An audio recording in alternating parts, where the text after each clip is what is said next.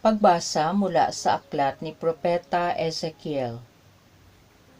Noong mga araw na iyon, nilukuban ako ng Espiritu at itinayo ako upang pakinggan ang isang tinig na nagsasabi, "Tao, susuguin kita sa Israel, sa bansang Suwail. Pagkat mula sa kanilang ninuno, naghihimagsik na sila sa akin hanggang ngayon. Matigas ang kanilang ulo at walang pitagan. Kaya puntahan mo sila at sabihin mong ito ang ipinasasabi ng Panginoong Diyos. Sa makinig sila o sa hindi, pagkat matigas nga ang kanilang ulo, malalaman nilang may isang propeta sa gitna nila." Ang salita ng Diyos.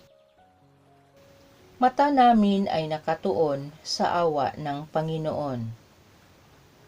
Ang aking pangmasid doon nakapukol sa luklukang trono mo, O Panginoon.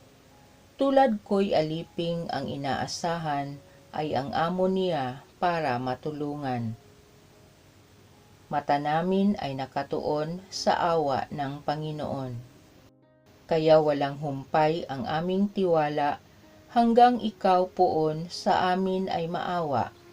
Mahabag ka sana, kami ay kaawaan, labis na ang hirap naming tinataglay. Mata namin ay nakatuon sa awa ng Panginoon. Kami ay hinahamak ng mga mayaman. Matagal na kaming laging inuuyam ng mapang-aliping palalo at mayabang. Mata namin ay nakatuon sa awa ng Panginoon. Pagbasa mula sa ikalawang sulat ni Apostol San Pablo sa mga taga-Korinto.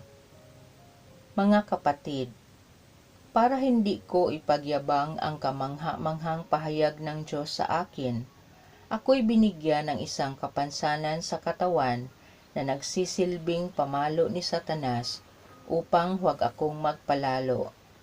3 beses kong idinadalangin sa Panginoon na alisin ito, ngunit ganito ang kanyang sagot: "Ang tulong ko'y sapat sa lahat ng pangangailangan mo. Lalong nahahayag ang aking kapangyarihan kung ikaw ay mahina.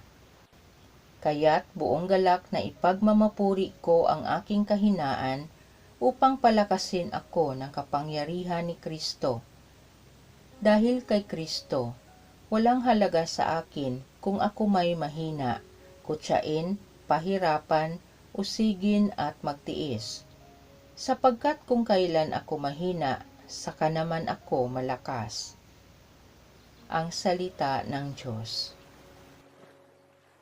Ikaw, Kristo, ay sinugo upang sa dukha ay magturo, magpalaya sa bilanggo. Ang mabuting balita ng Panginoon ayon kay San Marcos. Noong panahong iyon, si Jesus ay nagtungo sa sariling bayan kasama ang kanyang mga alagad.